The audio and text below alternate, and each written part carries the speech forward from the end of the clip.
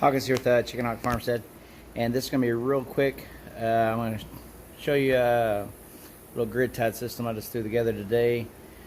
Super simple to do, and got a really cool way of monitoring to see how much we're actually getting out of this thing. I'm super excited about it, and I think it's going to be really cool to kind of take a look at and play with. So here it is. Alright, here's our little grid tied inverter right there. It does have the, I believe it's called islanding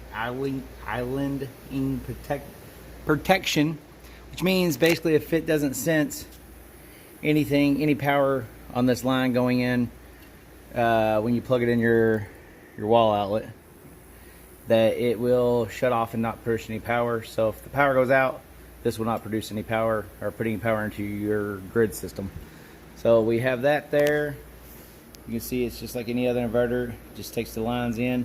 Right now I just have one of these panels out there hooked up, and I'll show you that in a second.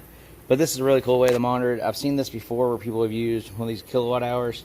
It doesn't matter if the power is going in or out, it just tracks how much is passing through it. So it's counting.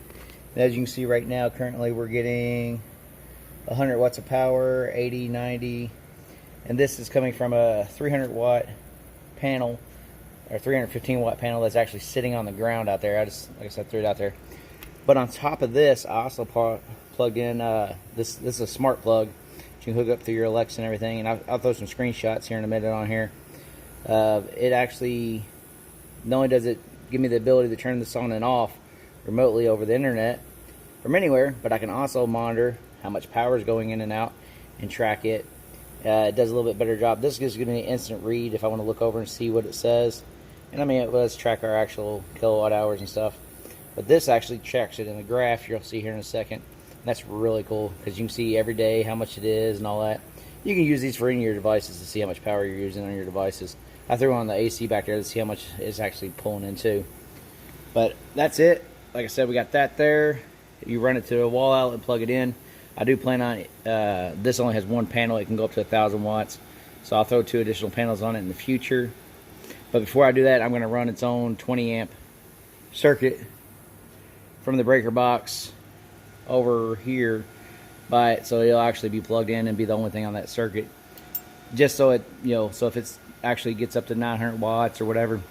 Because right now with this, I mean, you got other things on it, you still are limited to the, this is a 15 amp circuit, so you still don't want to go over it either going in or going out, just to be on the safe side. But I'll show you that side. Literally, I just took the panel out. I've had this set up for a while and just hasn't done anything with it, and needed to get it going because you can't make money off your solar. You're never going to get your payback if you don't hook it up. So just threw it on there. Here's eventually where it's going to be up there eventually on this overhang, but I haven't had time to finish this yet. So I'll just put the panel on the ground, ran our wires, the MC4 connectors. That's a 10 gauge wire, which I'm going to put in a conduit once it's up there. I might go ahead and do that now too. But yeah, I can just go ahead and lay them all through here and start my payback process instead of just have them sitting in the garage. But I want to show you that real quick, how simple that was. These panels I paid like 200 bucks a piece for. So you got 200 bucks there. The inverter was around 100 something. Wire and stuff, you're looking at like maybe 5-10 bucks. So real cheap. I've done the math on with 3 panels, what I'm predicted to get, and the inverter costs and all that kind of stuff. We're looking at about 5 years for a payback, and then everything after 5 years, as long as everything's still running good, will be all profit. But that's it for now.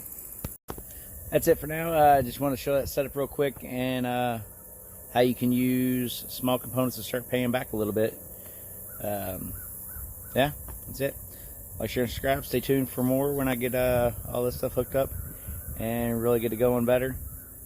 So have a good one.